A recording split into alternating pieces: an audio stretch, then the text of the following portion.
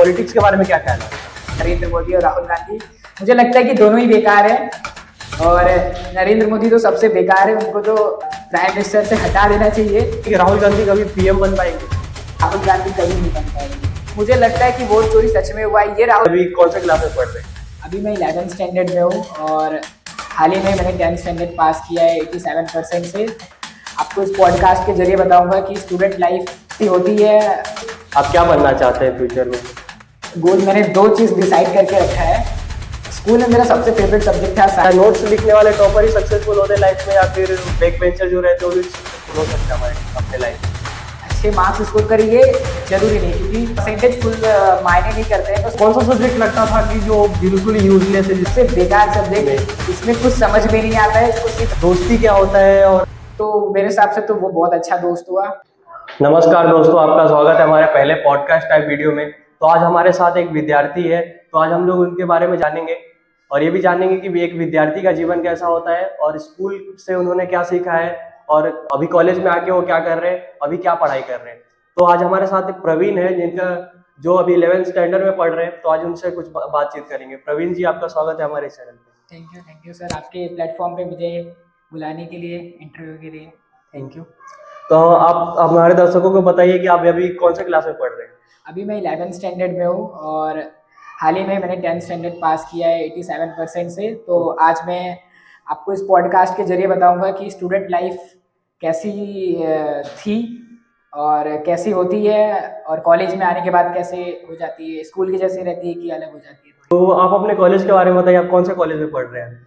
अभी तो मैं SDSM कॉलेज पालघर में पढ़ता हूँ। फुल फॉर्म है दांडेकर, सोनोपत दांडेकर शिक्षण मंडली, और ये कॉलेज पालघर में पढ़ता है। बहुत अच्छा कॉलेज है साइंस के लिए, और भी कैटेगरी के लिए भी बहुत अच्छा है, लेकिन साइंस के लिए तो बेस्ट है ये। तो अभी आपने साइंस लिया है, तो उसमें आपने कौन कौन सा सब्जेक्ट लिया है? साइंस में मैंने टोटल 4 सब्जेक्ट सिलेक्ट किया है, जो 4 सब्जेक्ट रहता है साइंस का, और बाकी 2 एक्स्ट्रा रहता है। जैसे PCM भी मैंने लिया है, physics chemistry math and biology, और IT और इंग्लिश तो कंपलसरी रहता है। ठीक है। तो अभी आपका आगे फ्यूचर में गोल क्या है? आप क्या बनना चाहते हैं फ्यूचर में? आगे तो मेरा गोल, मैंने 2 चीज़ डिसाइड करके रखा है। और फर्स्ट तो एक कॉम्पिटिटिव एग्ज़ाम क्लियर कर रहे हैं, और दूसरा है कि मुझे एक खुद की एक स्टार्टअप चालू कर रहे हैं, जैसे टीचिंग का, जैसे फिजिक्स वाला है, और बहुत सारे जो मोशंस है, मोशन एक है, अन अकेडमी है, उसी तरह अभी मेरा एक छोटा सा प्लेटफॉर्म भी है यूट्यूब पे, मानसर अकेडमी करके, जिस पे मैं टीचिंग करता हूँ 11th स्टैंडर्ड को। और अगर ये सक्सेस हो गया तो ठीक है, वरना फिर मैंने कॉम्पिटिटिव एग्जाम तो सोच के रखा ही है। हाँ, बहुत अच्छे। तो आपका स्कूल में आपका फेवरेट सब्जेक्ट कौन सा था? स्कूल में मेरा सबसे फेवरेट सब्जेक्ट था साइंस, और अगर उसके अंदर बात करें तो बायो और फिजिक्स तो मेरा बहुत फेवरेट था। बहुत अच्छे। तो आपका साइंस में 10th में कितना परसेंटेज आया था? मेरा 10th में 87 आया था, और साइंस में मार्क्स था 88। तो आप 12th में लगभग कितना परसेंटेज स्कोर करना चाहते हैं? आपको क्या लगता है आप कितना परसेंटेज स्कोर करेंगे? मैं चाहता हूँ कि जितना 10th में मिला है उससे करीब 5-10% ज़्यादा ही मिलना चाहिए। बहुत अच्छा। वैसी मेहनत भी कर रहा है। तो चलिए, मैं आपके लिए कुछ क्वेश्चन लेके आया हूँ, तो मैं आपसे कुछ पूछना चाहूँगा। क्या नोट्स लिखने वाले टॉपर ही सक्सेसफुल होते हैं लाइफ में, या फिर बैक बेंचर जो रहते हैं वो भी सक्सेसफुल हो सकते हैं हमारे अपने लाइफ में? नहीं, जरूरी नहीं है कि नोट्स वाले ही सक्सेसफुल बने। नोट्स जो बना रहा है ये यानी कि वो डिसिप्लिन में है, लेकिन नोट्स वाले ही अच्छे मार्क्स स्कोर करिए, जरूरी नहीं, क्योंकि जरूरी है कि आप उस टॉपिक को कितने अच्छे तरीके से अंडरस्टैंड कर रहे हैं, समझ रहे हैं। अगर आप नोट्स नहीं बनाए, लेकिन अगर वो टॉपिक आपके दिमाग में बैठ रहा है, तो वो नोट्स आपके माइंड में ही है। वाह, ये आपने बहुत अच्छी बात कही। तो आपको जो टीचर्स होमवर्क देते हैं या टीचर जो मार्क्स आता है एग्जाम में, तो आप होमवर्क को किस तरह देखते हैं? सबसे पहले जब टीचर के द्वारा होमवर्क दिया जाता है, तो होमवर्क को मैं अच्छे से मतलब, जैसे अगर एग्जाम्पल मैथ्स का कोई सम दिया टीचर ने, स्कूल क्लास में पढ़ाया, फिर होमवर्क दिया मैथ्स से कोई सम और बोला कि सम सॉल्व करो, तो मोस्ट ऑफ द बच्चे क्या करेंगे, जाएंगे सीधा ChatGPT या फिर कोई भी प्लेटफॉर्म खोलेंगे और सीधा लिख के दे देंगे। लेकिन मैं चाहता हूँ कि स्टूडेंट लोग को उसको समझना चाहिए, उस क्वेश्चन को, और कम से कम ज़्यादा नहीं तो 10 बार तो अपने नोटबुक पे जरूर सॉल्व करना चाहिए। और नहीं आए तो भी उसको मोबाइल से नहीं देखना चाहिए। टीचर है ना, टीचर से दूसरे दिन जाके उससे डाउट क्लियर करना चाहिए। तो अब एग्जाम से एक दिन पहले क्या करते हैं आप अपने अगर हमारे दर्शकों को किसी को बताना चाहे कि एग्जाम से एक दिन पहले क्या करना चाहिए, कैसे पढ़ना चाहिए कि एग्जाम में अच्छा मार्क्स आए? देखिए, अगर आप पूरे साल अगर अच्छे से पढ़ाई नहीं की है और एक एग्जाम के एक दिन पहले आपकी पूरी मतलब डर तो सबको रहता है कि समझ लीजिए आपका बोर्ड का एग्जाम है, 12th बोर्ड है, 11th 10th बोर्ड है और आपने कुछ पढ़ाई नहीं किया है, नॉर्मल पढ़ाई की है और एग्जाम के एक दिन पहले, क्योंकि मैटर क्या करता है, पहले दिन शुरुआत के दिन मैटर नहीं करते, मैटर करता है लास्ट एग्जाम के दिन, आप एग्जाम के दिन कैसे पढ़ के जा रहे हो और कितना लिख के आ रहे हो। तो लास्ट दिन आपको रिवीजन पे ध्यान देना चाहिए और क्वेश्चन पेपर्स को प्रैक्टिस करना चाहिए। अभी आप सोच रहे हो कि आपके पास 10-10 20-20 चैप्टर है, उसको लेके मत बैठो, सीधा क्वेश्चन पेपर निकालो प्रीवियस ईयर के और 1 बाय 1 सॉल्व करो और आपका हो जाएगा, अच्छे खासे परसेंटेज आ सकते हैं। तो आपके हिसाब से कितना परसेंट है जो एक स्टूडेंट के लिए काफी होता है अपना अपना बेस्ट देने के लिए? कितना स्कोर, कितना परसेंटेज स्कोर करना चाहिए कम से कम? ये स्टूडेंट के हार्ड वर्क पे डिपेंड करता है कि उसने कितनी पढ़ाई की है। अगर स्टूडेंट दिन रात पढ़ाई कर रहा है और वो कंसिस्टेंसी फॉलो कर रहा है तो उसने टारगेट बनाया होगा जो कि 95 अबव है। मोस्ट ऑफ द जो टॉपर्स स्टूडेंट रहते हैं उनका ही रहता है। और अगर आप नॉर्मल स्टूडेंट हो, आपको पढ़ाई में ज़्यादा वो नहीं करना है, मतलब आगे कुछ और दूसरा फील्ड में जा रहे हो जैसे एडिटिंग, तो आपके लिए तो मुझे लगता है कि 80% तक आपने सोच के रखा होगा। 80% भी नॉर्मल सही रहता है। मतलब कि 80% तक आ गया तो बहुत हाँ सही है। हाँ सही है वैसे भी, लेकिन परसेंटेज फुल मायने नहीं करते हैं, बस वो बताते कि ये बंदा कितना कंसिस्टेंट था और डिसिप्लिन था, तो परसेंटेज मैटर नहीं करते इतना। बात तो सही है। तो आपको स्कूल में कौन सा सब्जेक्ट लगता था कि जो बिल्कुल यूजलेस है, जिसका पढ़ने का कोई मतलब नहीं है? ऐसा कोई सब्जेक्ट लगता था आपको? यस, मुझे सबसे यूजलेस सब्जेक्ट लगता था आपका हिस्ट्री। सबसे बेकार सब्जेक्ट, इसमें कुछ समझ में नहीं आता है, इसको सिर्फ रट के जाना पड़ता है। बहुत कम ही स्टूडेंट है जो जिसको समझ में आता है हिस्ट्री। और लेकिन अभी मैं 11th स्टैंडर्ड में हूँ, तो मुझे अभी पता चल रहा है कि हिस्ट्री कितना जरूरी है हमारे लिए और हिस्ट्री हमें क्या क्या सिखाता है। पहले हमें लगता था हिस्ट्री बहुत बेकार है, बहुत, क्योंकि हमने समझने की कोशिश ही नहीं की कभी। एक डर का माहौल था कि हिस्ट्री बेकार है, सिर्फ रटना है। तो हिस्ट्री तो मेरा सबसे बेकार पर मैं आपको बता दूं कि मेरा फेवरेट हिस्ट्री था। तो ठीक है। तो मैं आपसे अभी कुछ अपने दोस्तों के बारे में जानना चाहूंगा कि दोस्ती क्या होता है और कैसे दोस्त अच्छे होते हैं, और कौन आपका असली दोस्त है, कैसे पता चलेगा? अगर आपको, मेरे हिसाब से अगर आपको पता करना है कि आपका असली दोस्त कौन है, तो एक बार उसे, अगर आप मुश्किलों, अगर फॉर एग्जांपल अगर आप मुश्किलों में हैं, मुश्किल में किसी प्रॉब्लम में फंसे हुए हैं और आपने अपने बहुत सारे दोस्त से रिक्वेस्ट की लेकिन वो लोग ने माना, लेकिन एक आपका ऐसा दोस्त होता है जो 100 में से एक दोस्त वो होता है, ये सबके पास होता है वो, बस हम लोग को उसको पहचान नहीं पाते हैं। तो वो जो दोस्त होता है वो आपके मुश्किलों में आपकी हेल्प करता है, वो भी बिना किसी लालच के। तो मेरे हिसाब से तो वो बहुत अच्छा दोस्त हुआ और वो असली दोस्त होता वो है। असली दोस्त होता है। तो जैसे कि प्रवीण जी ने बोला कि असली दोस्त कौन कौन होता है, तो इसी बात पे मैं आपको एक बुक बताना चाहूँगा, the magic of the friendship, जो कि अमेजोन पे अवेलेबल है। और आप अगर ये डिस्क्रिप्शन में जाए या फिर पिन कमेंट देखें तो वहाँ पे एक बुक का लिंक रहेगा अमेजोन पे, तो आप जाके ज़रूर खरीदिए, क्योंकि ये जो बुक है ये मेरे दोस्त ने मेरे को दिया था और मैंने ये बुक पूरा पढ़ा है। और इससे मैं बता सकता हूँ कि इससे आपको बहुत कुछ सीखने को मिलेगा इस फ्रेंडशिप के बारे में, असली फ्रेंडशिप क्या होता है। ये अगर आपने पूरा बुक पढ़ लिया तो आपको जरूर सीखने को मिलेगा। तो मैं चाहूंगा कि आप अगर पढ़ने के लिए या फिर अपने दोस्तों को गिफ्ट देने के लिए भी ये जो बुक जरूर खरीद सकते हैं। ज्यादा नहीं, सिर्फ 150 का बुक है। अगर आप ये पूरा बुक पढ़ लेंगे तो दोस्ती के बारे में बहुत कुछ जानने को आपको मिलेगा। तो मैं चाहूंगा कि आप ये बुक जरूर खरीदें। तो लिंक डिस्क्रिप्शन में और पिन कमेंट में भी है। तो वीडियो पे वापस आते हैं। तो मैं आपसे एक बात जानना चाहूंगा कि जैसे कि हम लोग एग्जाम से पहले या फिर कुछ जब घर पे कोई नहीं रहता है तो सब लोग दोस्त मिलके ग्रुप स्टडी के लिए आते हैं। तो ग्रुप स्टडी में क्या ज्यादा होता है, पढ़ाई ज्यादा होता है या मस्ती ज्यादा होता है? देखिए, जहाँ तक मैंने एक्सपीरियंस किया है तो ग्रुप स्टडी में सबसे शुरुआत में तो बहुत मस्ती होता है, सब मस्ती करते हैं, बात उत करते हैं, फिर लास्ट में थोड़ी बहुत पढ़ाई हो जाती है। लेकिन ग्रुप स्टडी में उतना स्टडी हम लोग नहीं कर पाते क्योंकि हम लोग खुद के ऊपर इतना वो फोकस नहीं कर पाते ना, सारे फ्रेंड्स रहते हैं, उनके डाउट्स इनके डाउट्स, तो उसी में हम लोग का टाइम चले जाता है। तो आपके हिसाब से ग्रुप स्टडी करना चाहिए या नहीं करना चाहिए? ये तो अब स्टूडेंट पे डिपेंड करता है, अगर ग्रुप स्टडी में उसकी पढ़ाई हो रही है तो ठीक है, लेकिन मोस्ट ऑफ द तो ग्रुप स्टडी अवॉइड करना चाहिए, ऐसा है। खुद से सेल्फ स्टडी करनी तो चाहिए। क्या आपने 10th के बोर्ड के टाइम पे ग्रुप स्टडी किया था? नहीं, मैंने तो सेल्फ स्टडी किया था। अपने स्कूल के टाइम पे आपकी कौन सी टीचर थी जो आपको बहुत, या टीचर या सर थे जो आपको बहुत अच्छे से पढ़ाते थे, आपको ऐसा लगता था कि वो अच्छा पढ़ा रहे हैं और अच्छा पढ़ने में आपको लगता था उनका सब्जेक्ट या फिर उनका पढ़ाया हुआ आपको समझ में जल्दी आता था, ऐसे कौन से टीचर थे या सर थे?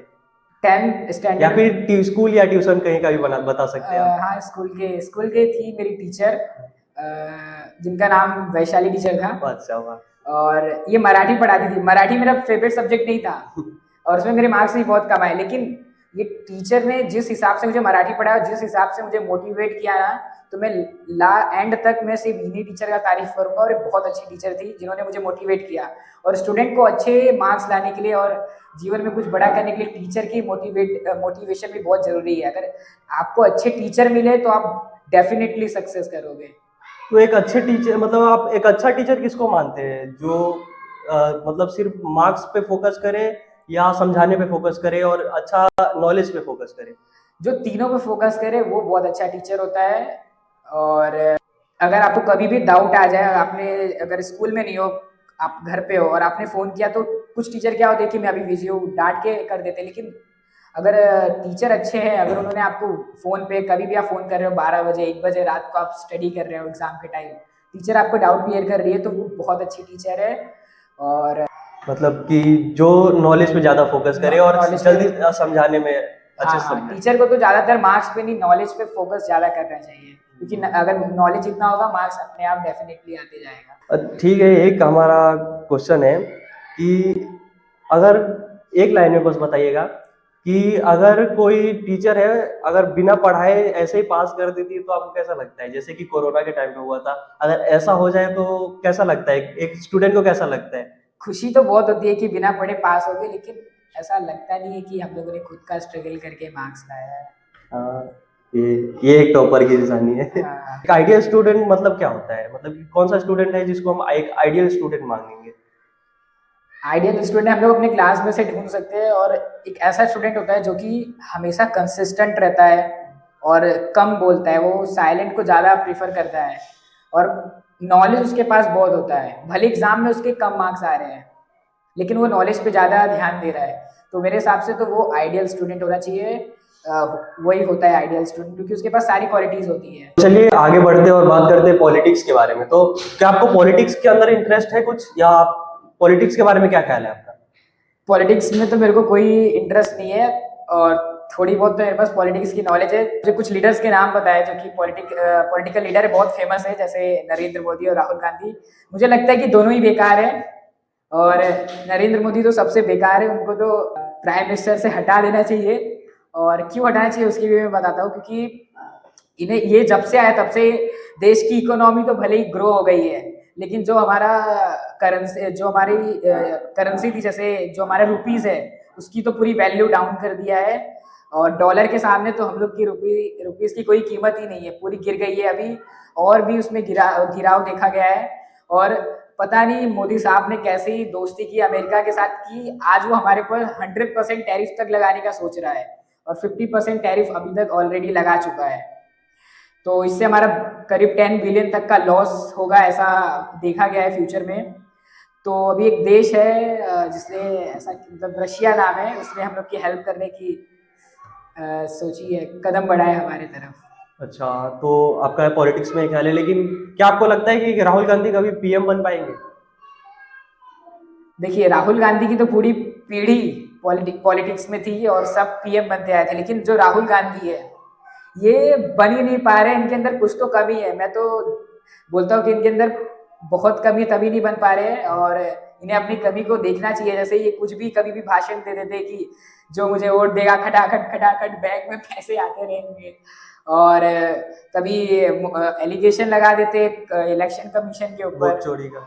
ये तो सब क्या जो, आपको लगता है वोट चोरी सच में हुआ है या फिर वो सिर्फ एलिगेशन ही है? मुझे लगता है कि वोट चोरी सच में हुआ है। ये राहुल गांधी पे मैं इस पे उनका साथ देता हूँ, ये सच में हुआ है। इसके ऊपर ज़्यादा हमें फोकस देना चाहिए, सरकार को ज़्यादा देना चाहिए, क्योंकि ये जो मोदी बीजेपी सरकार है, मैं तो फुल इसका विरोधी हूँ। मतलब कि हाँ या ना में जवाब दीजिए कि आप राहुल गांधी कभी पीएम बन पाएंगे या नहीं बन पाएंगे, आपको क्या लगता है? मुझे तो लगता है कि राहुल गांधी कभी नहीं बन पाएंगे पीएम। तो चलिए, बस पॉलिटिक्स में आपको ज़्यादा इंटरेस्ट नहीं है, तो अभी पॉलिटिक्स से हट के कुछ और बात करते हैं। तो चलिए, अब पॉलिटिक्स से हट के डायरेक्ट आते हैं अपने स्टूडेंट लाइफ पे। तो जाते जाते कुछ रैपिड फायर क्वेश्चन पूछ लेते हैं प्रवीण जी से। तो पहला क्वेश्चन है कि अगर आपको एक दिन के लिए स्कूल का प्रिंसिपल बना दिया जाए तो आप क्या करेंगे? क्या चेंजेस करना चाहेंगे अपने स्कूल में? बहुत अच्छा क्वेश्चन है। अगर एक दिन के लिए मुझे प्रिंसिपल बना दिया गया तो सबसे पहले मैं क्लास में जितने भी बैक बेंचर लोग हैं, स्टूडेंट्स हैं जो कि बहुत ज़्यादा मस्ती करते हैं, वो सब पूरी क्लास में उन सब की लिस्ट बनवाऊंगा मैं टीचर लोग से।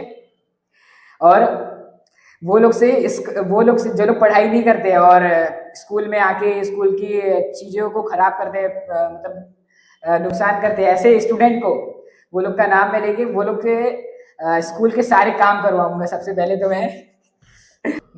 मतलब कि आप बेसिकली आप स्कूल में डिसिप्लिन लाना चाहते हैं? स्कूल में हाँ डिसिप्लिन लाना चाहते हैं। अच्छा, चलिए ठीक है। तो दूसरा क्वेश्चन है कि आपको ऑनलाइन क्लासेस ज्यादा अच्छा लगता है या ऑफलाइन क्लासेस ज्यादा अच्छा लगता है?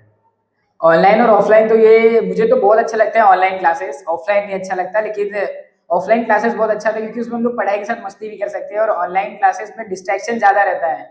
लेकिन अगर डिस्ट्रैक्शन हट गया तो फोकस भी बहुत ज़्यादा होता है उसके अंदर, क्योंकि हम लोग उसमें अपने हिसाब से कितनी बार भी डाउट क्लियर कर सकते हैं।